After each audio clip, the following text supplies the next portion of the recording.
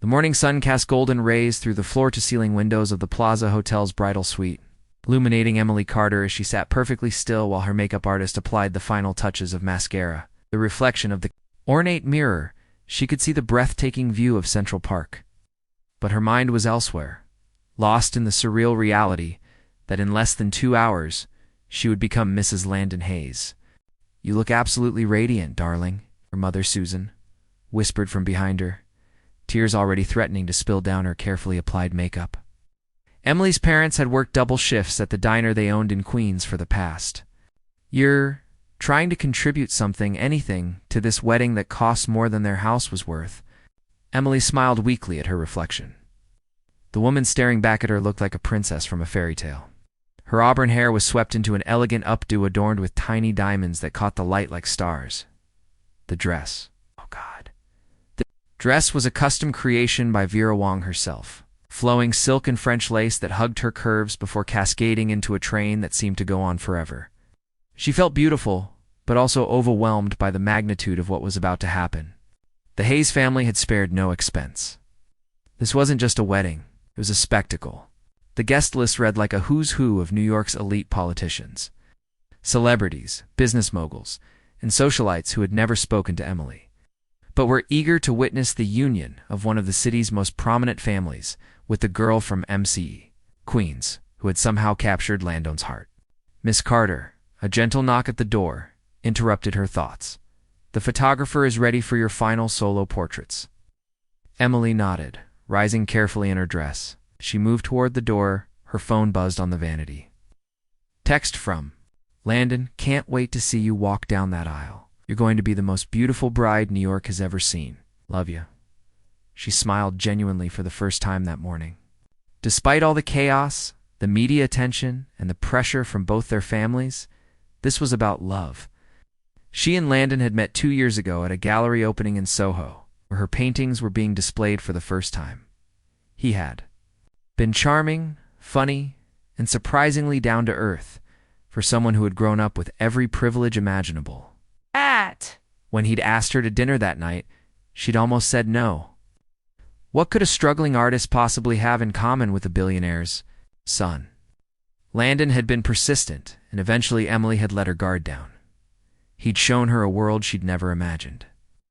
Private jets to Paris for weekend getaways, front-row seats at fashion shows, dinners at restaurants that required 3-month reservations. More importantly, he'd seemed to genuinely love her art, her passion, her authenticity in a world full of fake people. The photo session passed in a blur of poses and forced smiles. Emily tried to focus on the photographer's directions, but her mind kept wandering to the ceremony that would begin in just over an hour. St. Patrick's. Cathedral had been transformed into a garden paradise, thousands of white roses and peonies. Flown in from Ecuador, crystal chandeliers adding sparkle to the already magnificent Gothic architecture. The guest list had swelled to over 400 people, including reporters from every major society publication and entertainment news outlet. "Emily, darling, you need to eat something," her maid of honor, Jessica, insisted, bringing over a plate with a few strawberries and a piece of toast. "You've barely touched anything all day." "I'm too nervous," Emily admitted, though she dutifully took a small bite of toast. "Is this really happening? Sometimes I feel like I'm living someone else's life." Jessica, her best friend since art school, squeezed her hand. "You deserve all of this happiness. Don't let anyone make you feel like you don't belong here." That was exactly how Emily felt. The past 2 years had been a whirlwind of etiquette lessons, charity galas, and family dinners where she'd struggled to keep up with conversations about trust funds and political connections. Landon's mother, Patricia Hayes, had been politely cold from the beginning, making it clear that she'd expected her son to marry within their social circle. His father, Richard Hayes, had been more welcoming, but Emily always sensed he was studying her, evaluating whether she was worthy of the Hayes name. The only family member who had truly made her feel comfortable was Landon's older brother, Julian. Where Landon was charming and social, Julian was reserved and serious. He rarely spoke at family gatherings, preferring to observe from the margins, with an intensity that made Emily slightly nervous. but on the few occasions when they'd had one-on-one conversations, she'd found him to be thoughtful and surprisingly kind. He'd never made her feel like an outsider the way the rest of the family sometimes did. 30 minutes, ladies, the wedding coordinator's voice carried across the suite, causing a flurry of activity as the bridesmaids, Landon's sister and cousins, plus Jessica began gathering their bouquets and touching up their makeup. Emily's stomach clenched with nerves as her mother helped her into the cathedral-length veil that had belonged to Landon's grandmother. The weight of the family history, the expectations, the hundreds of eyes that would be watching her every move. It all felt overwhelming. Her phone buzzed again. Another text from Landon, running a few minutes late. But don't worry, everything's perfect. Emily frowned slightly. Landon was always running late. It was one of his most endearing and frustrating qualities. But on their wedding day, she pushed the worry aside. This was Landon. He'd probably gotten caught up talking to one of his groomsmen, or had last-minute jitters in the groom's suite. The limousine ride to St. Patrick's Cathedral passed in a blur of Manhattan traffic and nervous chatter from the bridesmaids. Emily stared out the tinted windows at the ordinary people going about their Saturday afternoon walking dogs, grabbing coffee, living normal lives that didn't involve hundreds of photographers and society reporters documenting their every move. At the cathedral, Emily was whisked into a private room to wait for her cue. Through the walls, she could hear the murmur of the crowd, the soft notes of the string quartet, and the occasional camera flash. Her father appeared at her side, looking uncomfortable in his rented tuxedo, but beaming with pride. "You ready for this, princess?" he asked, using the nickname he'd called her since childhood. "As ready as I'll ever be," Emily replied, though her hands were shaking slightly as she gripped her bouquet. The wedding coordinator appeared in the doorway looking flustered. "I'm sorry, but we need to delay the processional by just a few minutes. The groom's party is running slightly behind schedule." Emily's stomach dropped, but she nodded. A few minutes turned into 10, then 15. The murmur from the crowd grew louder, more restless. Emily could hear whispers, could sense the tension building. "Where is he?" Jessica whispered, voicing the question everyone was thinking. The wedding coordinator returned, her professional composure cracking slightly. "Miss Carter, could I speak with you privately for a moment?" Emily's heart began to race. Something was wrong. It's very wrong. Emily followed the coordinator into a small alcove, her massive dress rustling with each step. The woman's face was pale, her usual professional mask slipping to reveal genuine distress. "I'm afraid there's been a development," the woman said carefully. "Mr. Hayes, Landon, he's not here." "What do you mean he's not here?" Emily's voice came out as barely a whisper. "He left this morning after the rehearsal breakfast. His best man found this in his hotel room." She handed Emily a folded piece of hotel stationery with trembling hands. Emily unfolded the paper. Landon's familiar handwriting seemed to blur before her eyes. "Emily, I'm sorry. Can't do this. I thought I could, but I can't. I'm not ready for marriage, for all of this responsibility. You deserve someone better than me, someone who can give you the life you deserve, without hesitation. Please don't try to find me. I need time to figure out who I am." The words hit Emily like physical blows. The paper slipped from her fingers, floating to the floor like a fallen leaf. The room seemed to spin around her, the elaborate decorations and expensive flowers becoming a suffocating blur. "Miss Carter, Emily." The coordinator's voice sounded far away. "Should I make an announcement to the guests?" Emily couldn't speak, couldn't breathe. 400 people were waiting for her in that cathedral. Her parents, who had sacrificed so much for this day. It's the media who would turn this into front-page news. It's the Hayes family who would undoubtedly blame her somehow for their son's disappearance. She had been left at the altar by the man she loved, in front of half of New York's elite society, and she had absolutely no idea what to do next. The silence in the small alcove was deafening.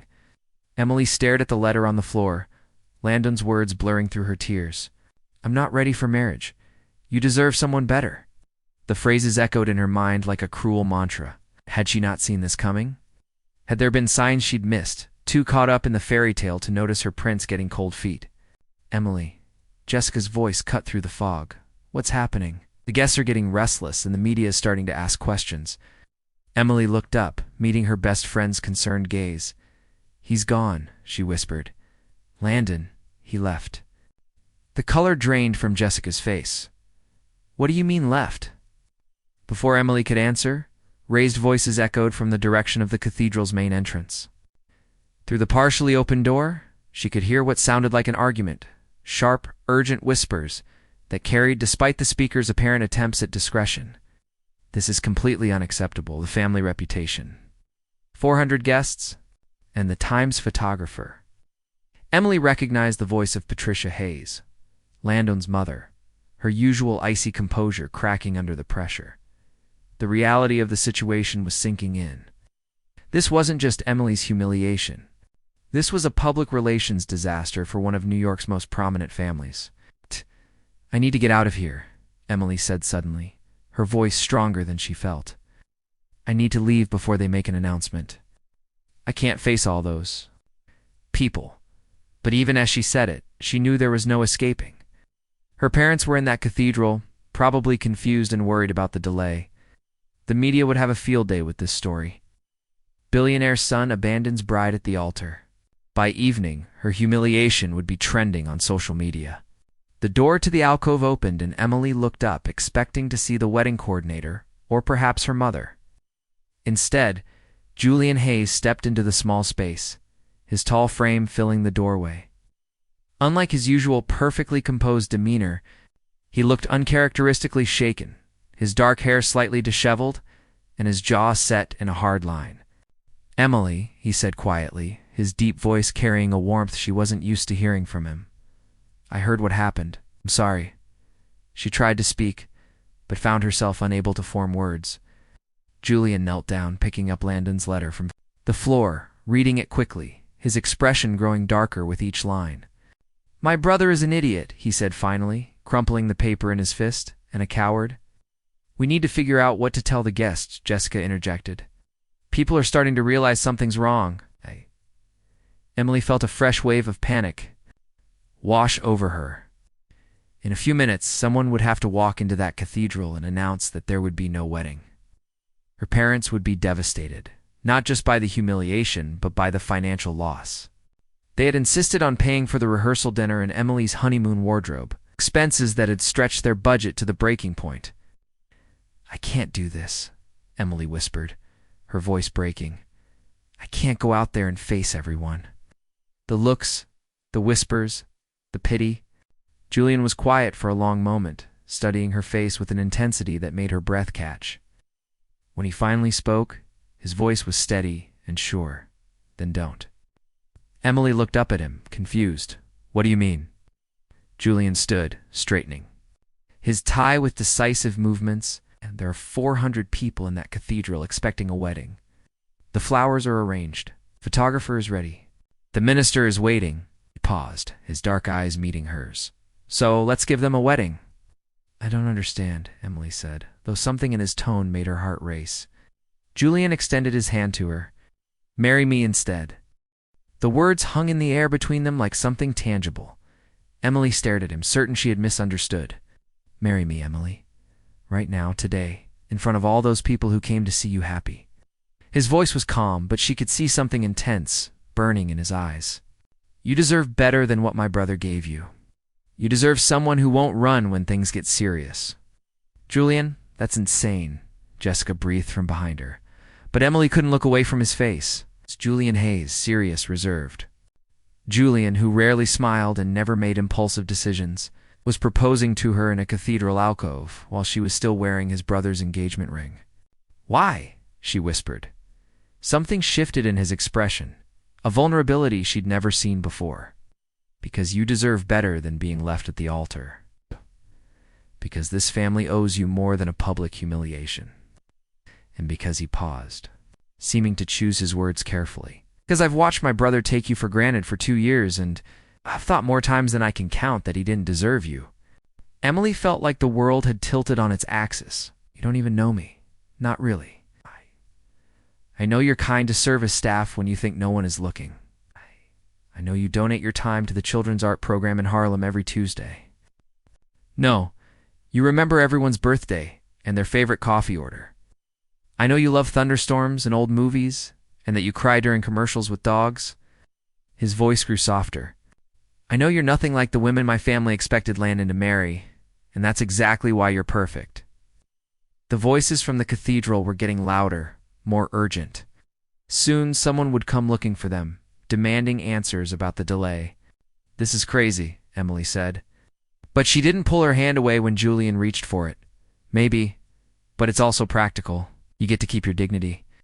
Your parents don't have to face the humiliation of a canceled wedding, and the Hayes family. Reputation remains intact." He squeezed her hand gently. "And maybe, if we're both lucky, we'll find something real in all of this mess." Emily's mind reeled. This morning she'd woken up preparing to marry one Hayes brother, and now the other was offering to take his place. It was impossible, impulsive, completely insane. It was also the most romantic thing anyone had ever done for her. "But what about you?" she asked. "What do you get out of this?" Julian's expression grew serious. "I get to marry the most incredible woman I've ever met. I get to prove that not all Hayes men are cowards. I get to spend the rest of my life making sure you never feel unwanted again." Jessica cleared her throat. "Emily, honey, I think you need to really think about this. Marriage isn't something you just jump into, especially not to someone you barely know." "She knows me," Julian said firmly, his eyes never leaving Emily's face. "Maybe not everything, but she knows what matters. She knows I won't abandon her. She knows I won't let her down." Emily thought about all the conversations she'd had with Julian over the past 2 years. He was right. They did know each other, perhaps better than she'd realized. While Landon had been the charming one, the one who swept her off her feet with grand gestures and expensive gifts, Julian had been the one who really listened. He'd been the one who asked about her art, who remembered details about her life that even Landon sometimes forgot. "The minister won't do it," she said weakly, expecting to marry me to Landon. "Father Mackenzie has known our family for 20 years. If I explain the situation, he'll understand. He cares more about love and commitment than bureaucracy. The marriage license has Hayes as the groom's name. Legally, it doesn't specify which Hayes brother." Emily realized he'd thought this through, had considered every obstacle. This wasn't just a desperate, last-minute suggestion. This was Julian being Julian, methodical, thorough, prepared. "What about your family? Your mother will never forgive this." Julian's jaw tightened. "My mother will be relieved at the Hayes. Name isn't dragged through the mud. She'll adjust to the reality soon enough. As for my father, he's always liked you better than Landon's previous girlfriends anyway." The wedding coordinator appeared in the doorway again, looking frantic. "Miss Carter, I'm sorry, but we really need to make a decision. The guests are becoming restless, and there are reporters asking questions." Julian turned to her. "What do you need? Either we proceed with the ceremony in the next 10 minutes, or I announce that the wedding is canceled." Emily looked at Julian, then at Jessica, then back at Julian. Her heart was pounding so hard she was certain everyone could hear it. This was madness.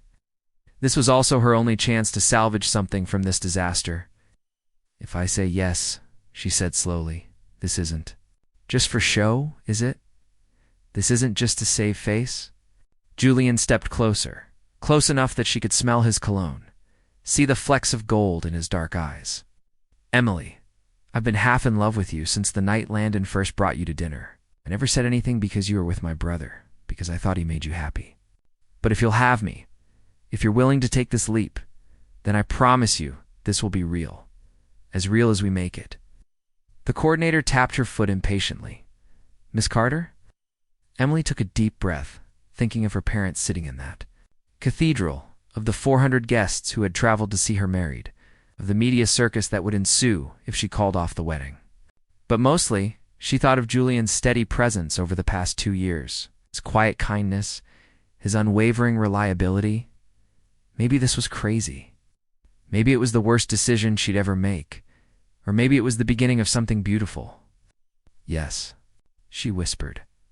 Julian's face broke into the first genuine smile she'd ever seen from him. Yes, I'll marry you, Julian Hayes." Everything happened in a whirlwind after that. Julian strode out of the alcove with the confidence of a man who had just made the most important decision of his life. The wedding coordinator, despite her obvious confusion, sprang into action. With professional efficiency, Jessica Emily said, grabbing her best friend's arm, "I need you to trust me on this." Jessica stared at her for a long moment, then nodded slowly. "Okay. If this is what you want, I'm with you. But Emily, are you sure? Really sure?" "No," Emily admitted. "But I'm sure that I can't walk out of here in this dress with nothing to show for it but humiliation. Is a good man who won't break my heart the way his brother just did." Meanwhile, Julian had somehow managed to locate Father Mackenzie and was having an intense, whispered conversation with the elderly priest near the altar. Emily watched from the doorway as Julian's hands moved expressively, his face earnest and determined. Whatever he was saying, it was working. Father Mackenzie nodded once, then again, then placed a reassuring hand on Julian's shoulder. Few minutes were a blur of frantic preparation. Julian's best man, clearly confused but going along with the plan, handed over the rings. The wedding coordinator made subtle adjustments to the ceremony program and whispered urgent instructions to the string quartet. Jessica helped Emily touch up her makeup and adjust her veil. "How do I look?" Emily asked, her hands shaking as she smoothed down her dress. "Like a woman about to marry the right man," Jessica said softly. Emily's parents appeared in the alcove, her father looking bewildered and her mother on the verge of tears. "Sweetheart, what's happening?" her father asked. Someone said there was a change in plans. Emily took a deep breath. "Dad, Mom, I need you two, trust me? Landon isn't coming.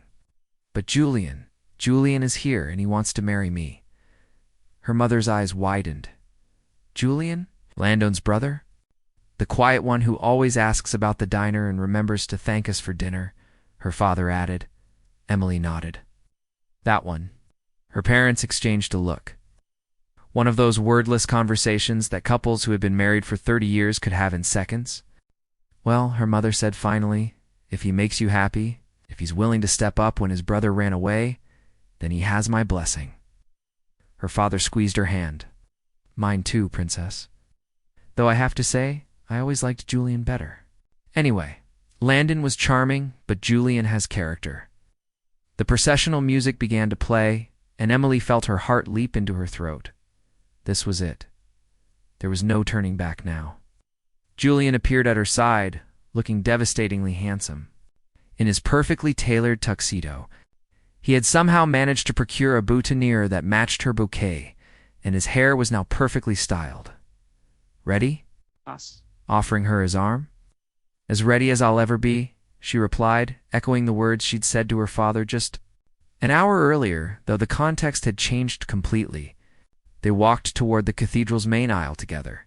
Emily could hear the murmur of confusion rippling through the crowd as people realized it wasn't Landon waiting at the altar. "Let them talk," Julian murmured near her ear. "In 5 minutes, none of that will matter." The great doors of the cathedral opened, and Emily found herself looking down an aisle lined with 400 guests, all turning to stare at her with various expressions of surprise, confusion, and curiosity. She could see reporters scribbling frantically in their notebooks and photographers adjusting their cameras. At the altar, Father Mackenzie stood with a serene smile, as if grooms switching at the last minute was a perfectly normal occurrence. Julian squeezed her arm gently. "Breathe," he whispered. "Just focus on me." Emily did as he said, keeping her eyes fixed on his face as they walked down the aisle. She could feel the weight of hundreds of stares, could hear the whispered conversations. But Julian's steady presence beside her kept her grounded. Halfway down the aisle, she caught sight of Patricia Hayes in the front row.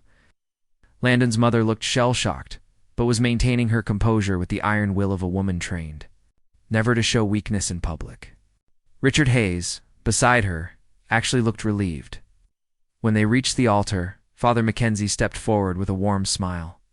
"Dearly beloved," he began, his voice carrying clearly through the cathedral, "we are gathered here today to witness the union of Emily Carter and Julian Hayes in holy matrimony."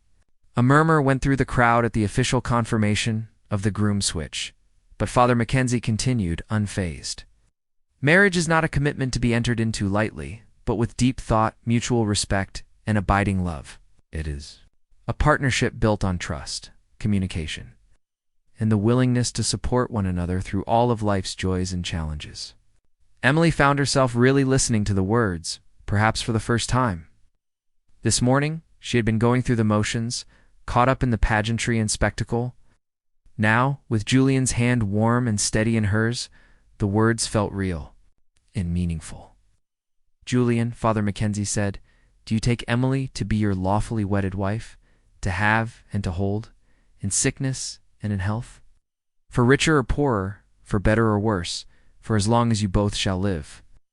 Julian turned to face Emily fully, his dark eyes intense and sincere. "I do," he said, his voice strong and clear, carrying to every corner of the cathedral.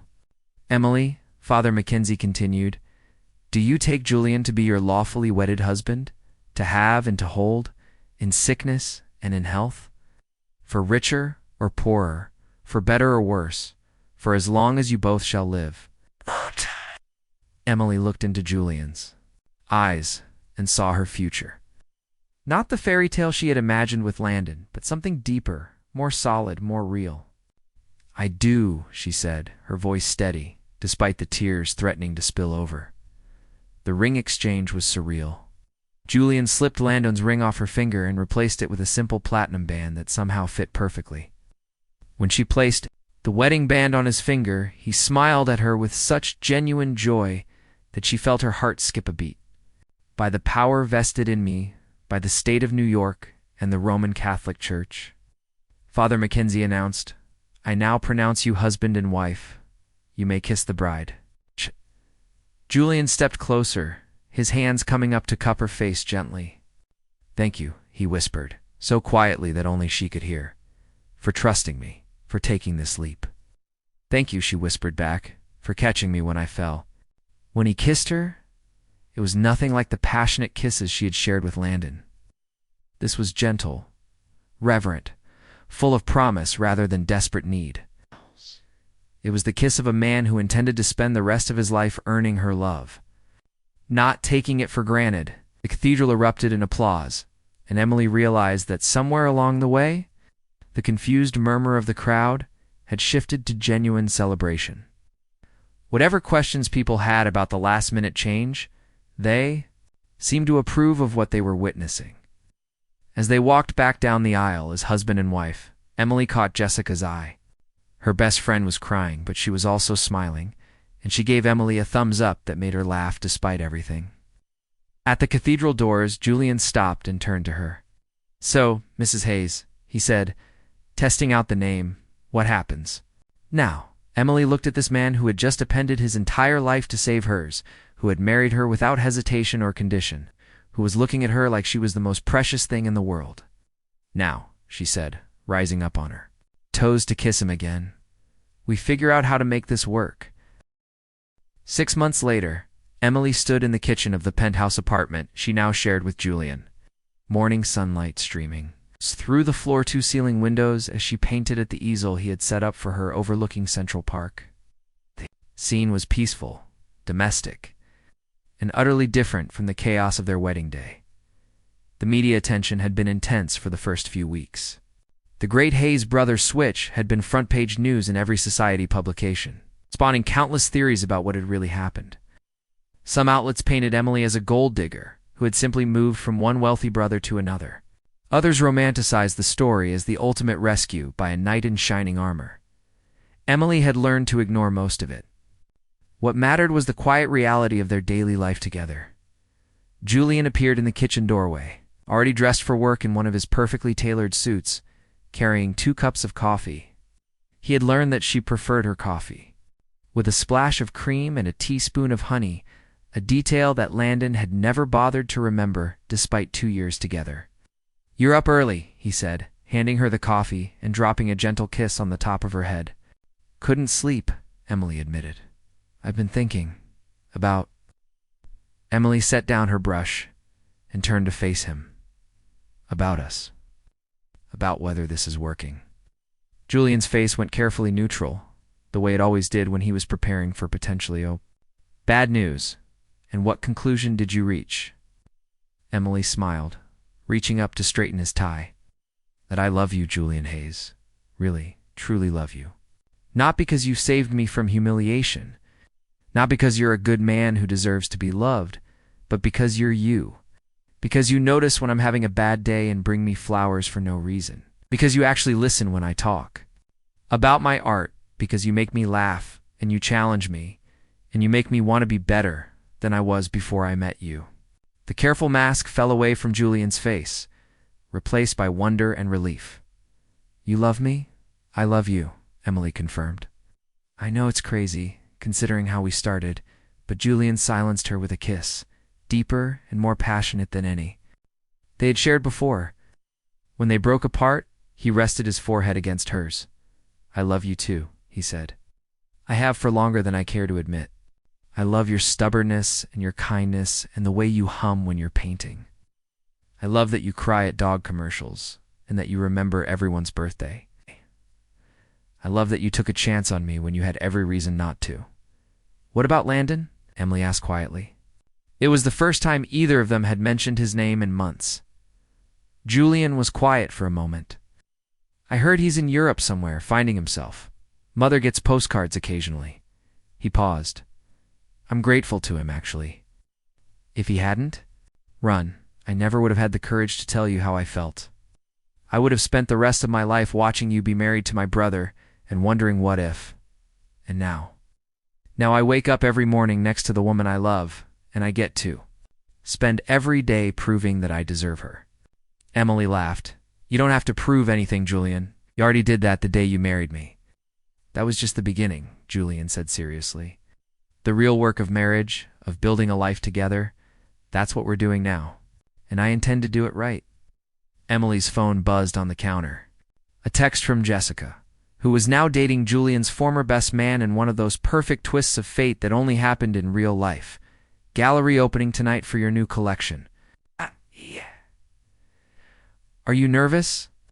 Emily looked at the text, then at Julian. Tonight was the opening of her first solo show since the wedding. A collection of paintings she had created over the past 6 months. They were different from her earlier work, more confident, more joyful, inspired by her new life and new love. Are you nervous? Julian asked, having read the text over her shoulder. Terrified, Emily admitted, but also excited. These paintings, they're the best work I've ever done, 'cause you're happy, Julian said simply. Happiness looks good on you, Mrs. Hayes. Mrs. Hayes, Emily repeated, still getting used to the name. I like the sound of that. Good, because you're stuck with it, Julian teased, pulling her close. And stuck with me. Forever and always, Emily agreed, kissing him again as they stood together in the morning light. Emily thought about this strange journey that had brought them here. She had walked down the aisle 6 months ago, expecting to marry one man, and had ended up with his brother instead. It should have been a disaster. A cautionary tale about impulsive decisions and rebound relationships instead. It had been the beginning of the greatest love story of her life. The woman who had been left at the altar had discovered something better than the fairy tale she had originally wanted. She had found a partner equal. A man who chose her every day not because he was swept away by passion, but because he genuinely loved and respected who she was. I have to go to work, Julian said reluctantly, glancing at his watch. But I'll be thinking about you all day, and I'll be here, painting and counting down the hours until tonight. Julian paused at the door. Emily? Yeah, thank you for saying yes, both times. She smiled, remembering that frantic moment in the cathedral alcove when he had extended his hand and asked her to take the biggest leap of faith imaginable.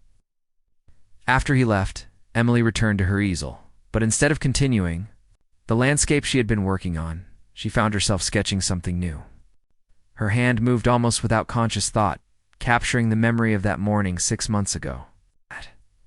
The abandoned letter on the floor, Jessica's worried face, the wedding coordinator's panic, and Julian, stepping into that small space like a lifeline thrown to a drowning woman. She had been so focused on the drama, the humiliation, the spectacle of being left at the altar, that she had almost missed the real miracle. Not that Julian had saved her from embarrassment, but that he had. Seen her, truly seen her in a way that Landon never had. Her phone rang, interrupting her thoughts. The caller ID showed her mother's name. "Hi, Mom. Hello, sweetheart. I just wanted to call and wish you luck tonight. Your father and I are so proud of you." "Thanks, Mom. Are you and Dad coming? Wouldn't miss it. We'll be the ones in the front." Row, crying and telling everyone that our daughter is the artist. Emily laughed. "You don't have to do that." "Yes, we do."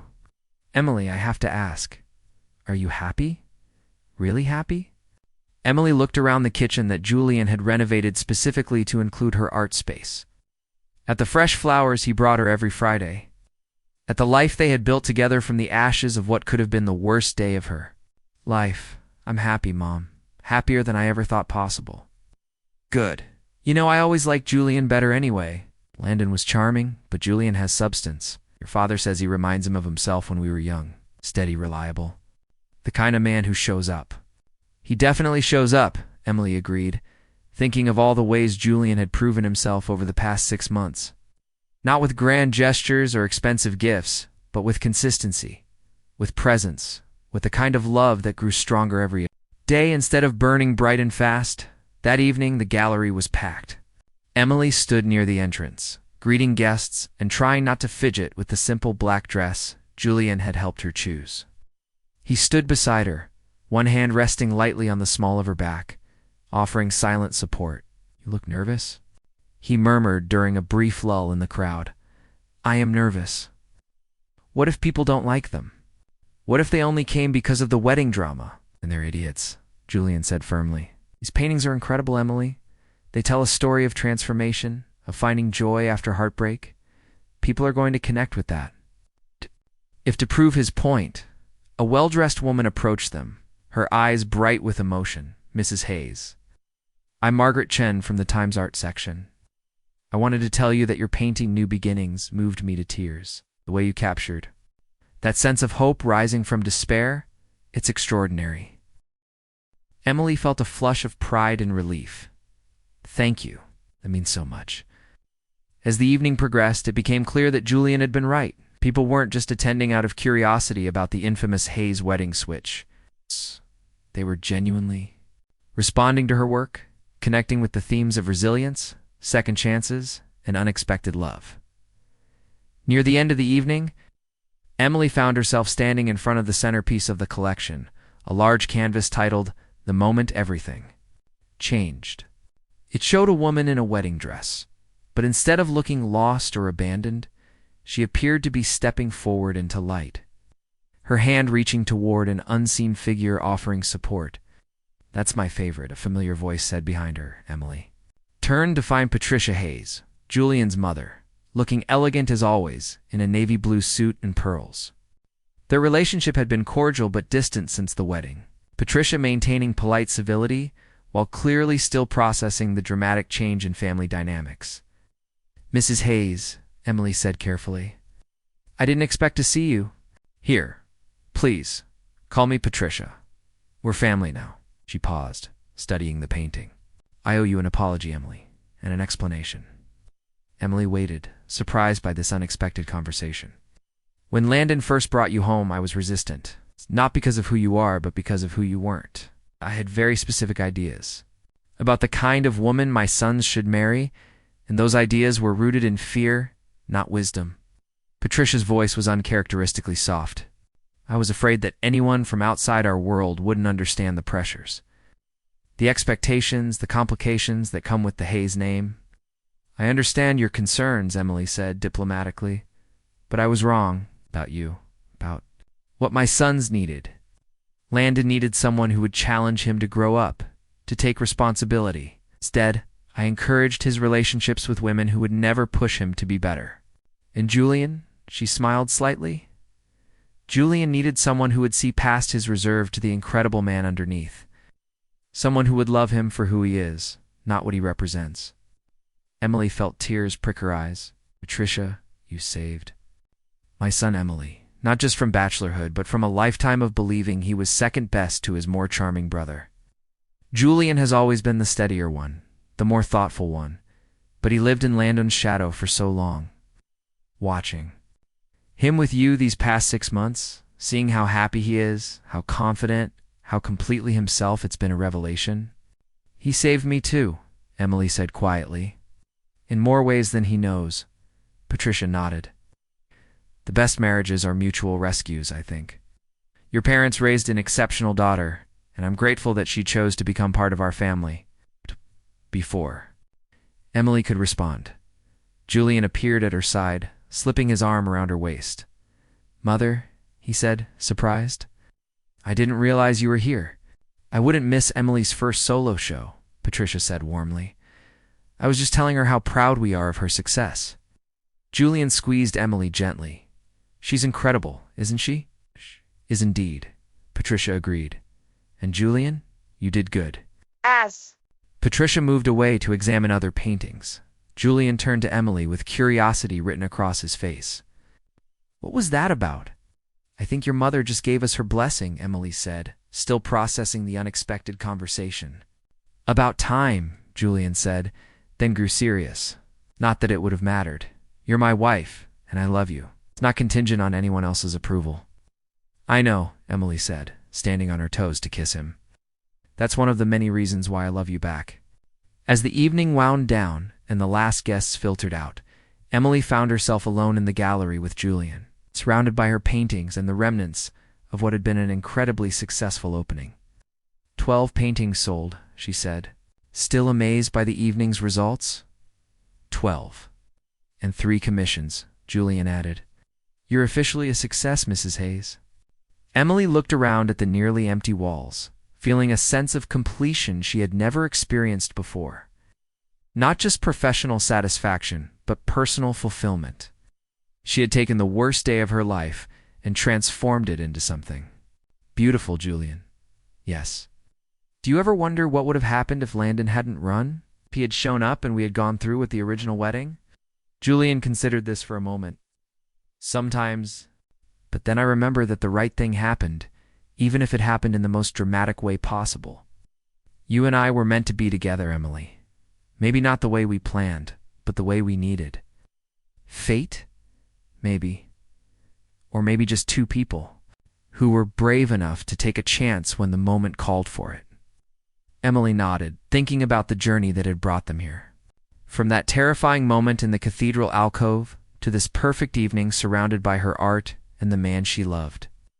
It had been a path full of unexpected turns and difficult choices. No regrets? She asked. Julian cupped her face in his hands, his dark eyes serious and full of love.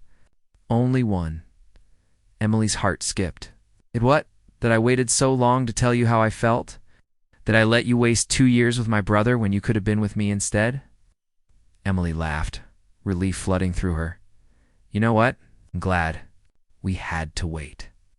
I needed those 2 years to figure out who I was, what I wanted, and you needed them too.